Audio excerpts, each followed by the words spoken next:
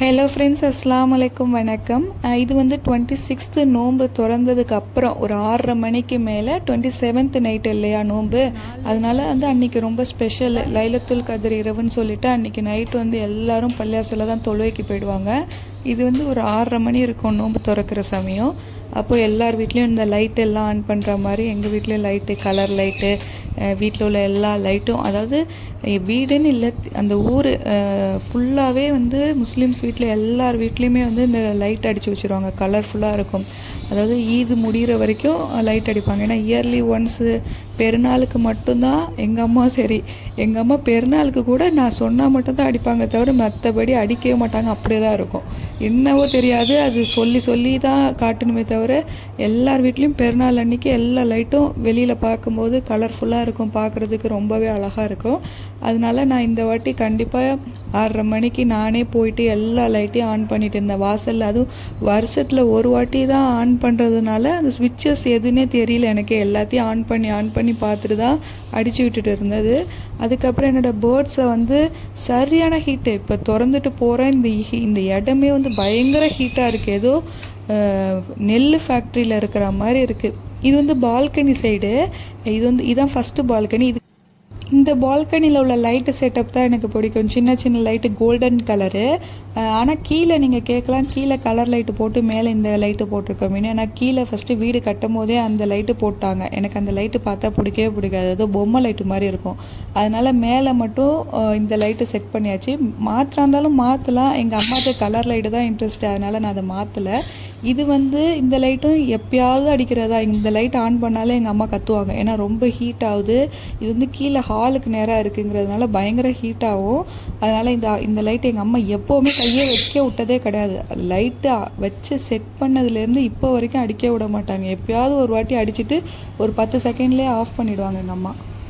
இப்போ தான் மொட்டை மாடிக்கே ஏறுறேன். ஏன்னா பேர்ட்ஸு மாடியில் வந்து பார்க்குறதோட சரி, அதுக்கு மேலே உள்ள மாடி நான் ஏறி வந்ததே கிடையாது. வேலை பார்க்கும்போது வந்து பார்த்தது தான். இது உங்களுக்கு தெரியுதா, இது வந்து பள்ளியாசை நல்லா டெக்கரேட் பண்ணியிருக்காங்க.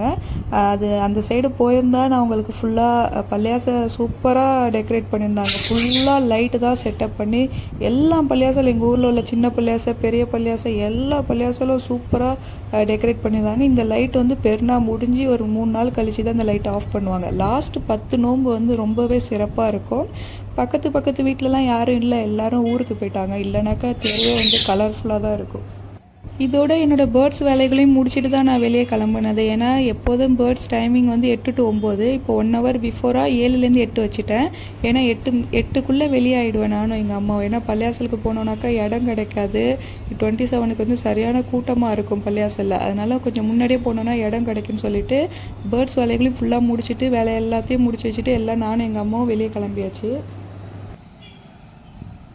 ஃப்ரெண்ட்ஸ், இவங்களுக்கு நான் இன்னும் யாருக்குமே வந்து இன்னும் தண்ணி காலையில் மாற்றினது தான். ஓரளவுக்கு நல்லா தான் இருக்குது தண்ணி, இருந்தாலும் இப்போ மாற்றிடணும். டைம் இல்லை. இன்றைக்கி 27 வேறு. சுத்தமாக டைம் இருக்காது, தொழுகை ஓடணும். இப்போ தான் அது தண்ணி குடிக்குது பாவம். ஃபுல்லாக க்ளீன் பண்ணணும். சரியான ஹீட் இருக்குது, சரியான ஹீட்டு. இப்போ இவ்வளோ நேரம் ஓடி ஃபேன் இப்போ தான் ஆஃப் பண்ணேன். மணி கிட்டத்தட்ட 7 ஆக போகுது. யாரும் உள்ளாரே இல்லை.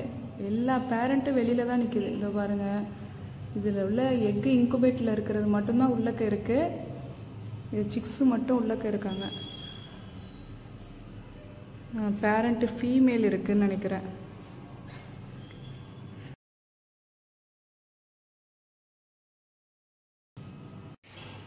சரியான ஹீட்டாக இருக்குது.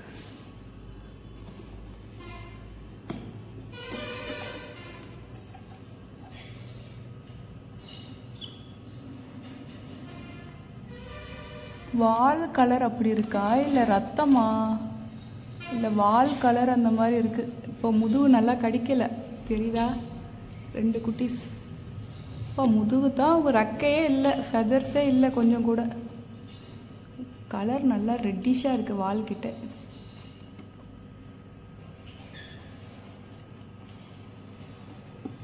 நின்று பார்த்துட்டு இருக்கு என்ன செய்கிறேன்னு.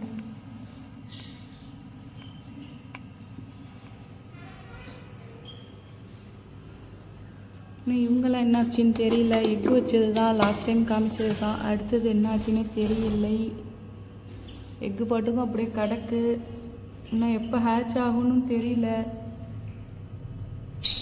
ஃப்ரெண்ட்ஸ், இது வந்து நான் இப்போ செக் பண்ணேன்.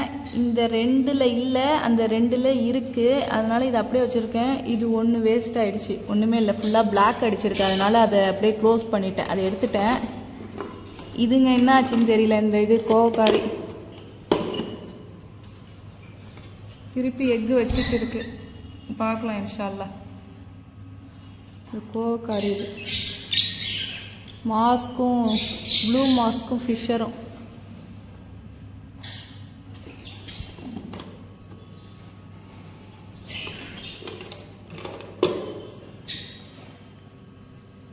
இது இன்னும் ஒரு 5 நாளில் இதுவே தானாக வெளியே வர ஆரம்பிச்சிடும். நல்லா பெருசாகிட்டு செம்ம ஹீட்டு. பாக்ஸ் உள்ள பாவம் எப்படி தான் சிக்ஸ் இருக்காங்கன்னே தெரியல. இப்போவே ஏறுது பார்த்தீங்களா? ஏறுது. அது கடிக்குது பாருங்கள். பேரண்ட்டு வெளியே வரக்கூடாதுன்னு சொன்னேன். ஏறி வெளியே வர ட்ரை பண்ணுது. அது கடிக்குது ரெண்டும். பத்தியா வெளியில் ஓடுது பார்த்தீங்களா? கீழே குதிச்சிடும் போல இருக்குது. அந்த மாதிரி நிற்கிது.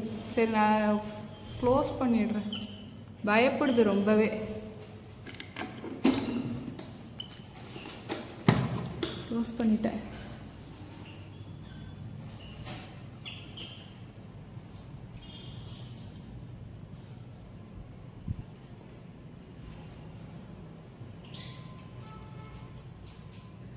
யாரும் இதில் எக்கு வைக்கல. ஏன்னா சரியான ஹீட்டாக இருக்குங்கிறதுனால எல்லாம் இருக்காங்க. இதுவும் எப்போ ஹேட்ச் ஆக போகுதுன்னு தெரியல. சொல்கிறேன், ஹேட்ச் ஆச்சுனாக்கா பெருநாக்குள்ளே ஹேட்ச் ஆகும்னு நம்புகிறேன். இவங்களுக்கும் ஃபெதர் ப்ளக்கிங் இருக்குன்னு நினைக்கிறேன். சரியாக தெரியல. ஃபீமேல் உள்ளக்க இருக்கு. இவங்க 2 பேரும் பேரு. இதோ நிற்கிறாங்க இல்லையா? இவங்க 2 பேரும் பேரு.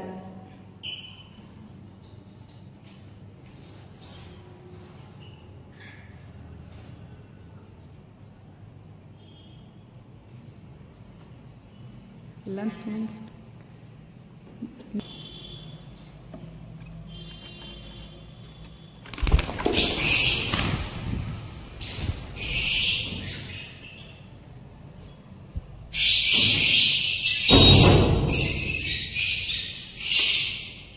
இதில் ஒன்று வெளியே வந்துட்டு அதை பிடிச்சா அவனு இப்போ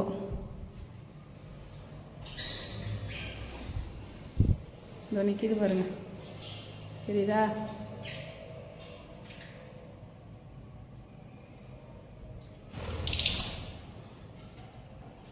பா, இது என்ன அழிச்சாட்டியம் உங்களுக்கு? ஜஸ்ட்டு அடுத்து நீ வேற எங்கே வர போகிற? போ போ.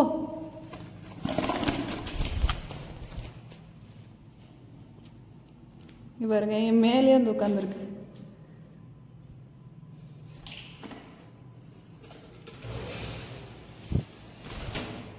உள்ள விட்டுட்டேன். இன்னொன்று என் மேலே உட்காந்துருக்கு. ஒன்று தெரியுதா?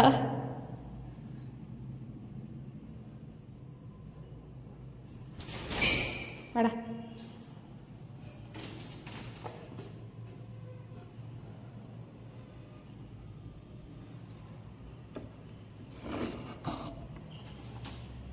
தெரியுதா?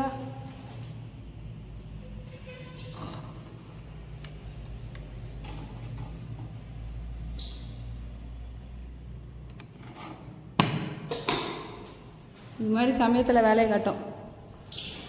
லைட்டை அடக்கிட்டு பிடிச்சோன்னா ஈஸி. பகலில் பிடிக்கிறான் தான் கஷ்டம்.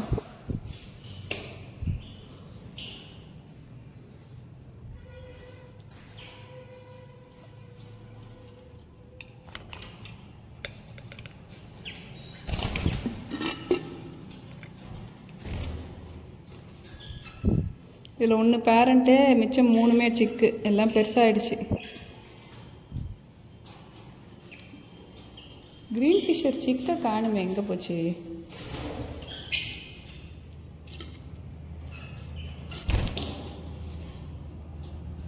இது வந்து ஃபீமேலு. இது குட்டியை காணும், எங்கே போச்சுன்னு தெரியல, கீழே விழுந்துருக்கா.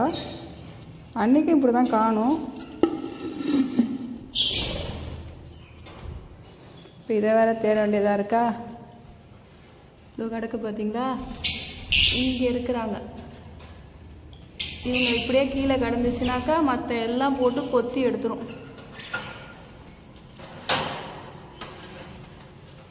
இங்கே வா, இங்கே எப்படியா, இங்கே எப்படியா. இந்த மாதிரி சிக்ஸு வந்து கீழே விழுந்துச்சுனாக்கா கொஞ்சம் பார்த்துட்டே இருங்க, இல்லைனாக்கா மற்ற பேர்டு எல்லாம் சேர்ந்து கொன்று போட்டுரும். உங்களுக்கு தெரியும்னு நினைக்கிறேன். ஏன்னா கடைசி சிக்கு என்னோடது இந்த பானையில் உள்ளது வந்து இறந்துட்டு, நான் அதை உங்கள்கிட்ட காமிக்கலை, சொல்லவும் இல்லை. குட்டி சிக்கு உங்களுக்கு லாஸ்ட் வீடியோவில் தெரியும். அது என்ன ஆயிடுச்சுனாக்கா, நான் நைட்டெல்லாம் தண்ணி மாற்றிடுறதுக்கப்புறம் வெளியே வராது. காலையில் ஃபீடு வாங்கும்போது கீழே விழுந்துருந்துருக்கு. அந்த குட்டி கடைசி குட்டி கீழே விழுந்ததில் நான் 12 மணிக்கு தான் எந்திரிச்சு வந்து பார்க்குறேன். ஏன்னா நோன்பு வச்சுட்டு தூங்குறதுனால 11:30 மணிக்கு தான் எந்திரிக்கிறேன். இங்கே கடந்துச்சு. சரி என்னன்னு பார்த்தா காலை நல்லா கடிச்சு வச்சிருந்துச்சி. மற்ற பேர்டெல்லாம் சேர்த்து காலை கடிச்சிருந்துச்சு. சரின்னு மஞ்சள் போட்டு விட்ருக்கேன். அதுக்கப்புறம் தான் கவனித்து பார்த்தேன், அதோட பீக்கு ஃபுல்லாக கடிச்சு விட்டுருச்சு. இந்த வாய் பக்கம் இந்த ஃப்ரண்ட் இல்லை அப்படியே, அதுக்கு இந்த குட்டியை போட்டு அந்த அளவுக்கு கடிச்சு வச்சுருக்குங்க. அது சர்வே ஆகலை, இறந்துட்டு பாவம். ஆனால் ஃபீடெல்லாம் கொடுத்துச்சு அது பேரண்ட்டு. அது வலி தாங்காமே இறந்துட்டு. இது நல்லா பறக்கிற ஸ்டேஜ். இது உங்களுக்கு தெரியும்னு நினைக்கிறேன்.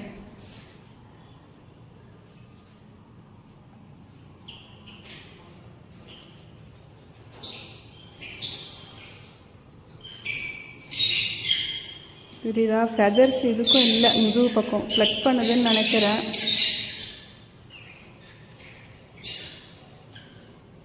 சரியாக உடம்பு அப்படியே சுடுது, அப்படியே ஃபீவர் மாதிரி சுடுது இது உடம்பு, அந்த அளவுக்கு ஹீட்டாக இருக்குது.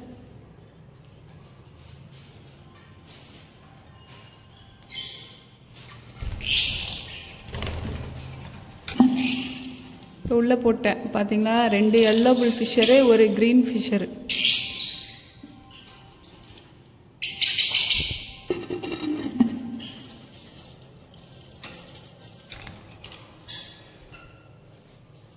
இதில் வந்து பேரண்ட் இருக்குது உள்ள, அதனால நான் டிஸ்டர்ப் பண்ணல. சரி, நான் தண்ணி மாற்றிட்டு ஃபுல்லாக க்ளீன் பண்ணிவிட்டு ஒரேடியாக அடுத்து வேலை இருக்குது. நான் என்னோடய பேர்ட்ஸ் வேலை ஃபுல்லாக அந்த தண்ணி கப்பு எல்லாம் மாற்றி வச்சுட்டு வரதுக்குள்ளே எங்கள் அம்மா கிளம்பி ரெடியாக நிற்கிறாங்க.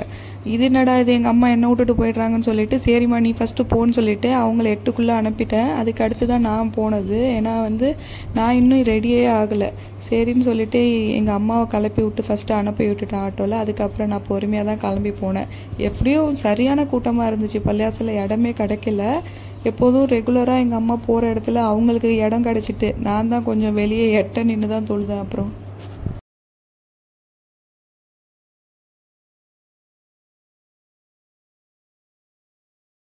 சரி கிளம்பு.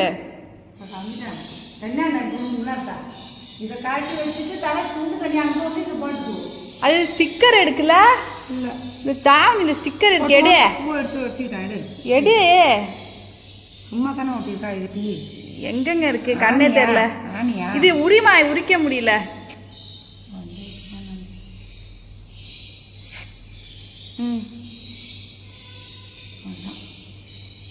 ஓடு ஓடு.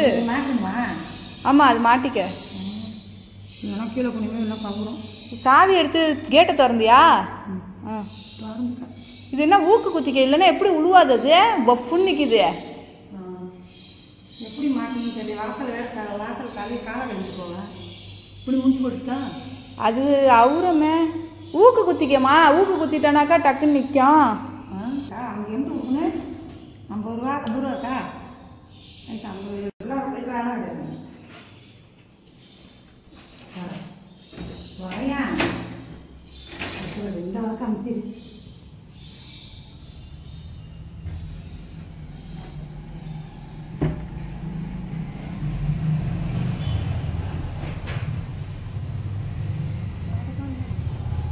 கிளம்பு.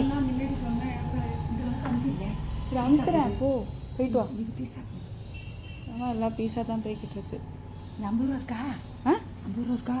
இருக்கும், ஓடு. எப்படி தெரியுது? ஆ 8 ஆயிடுச்சு.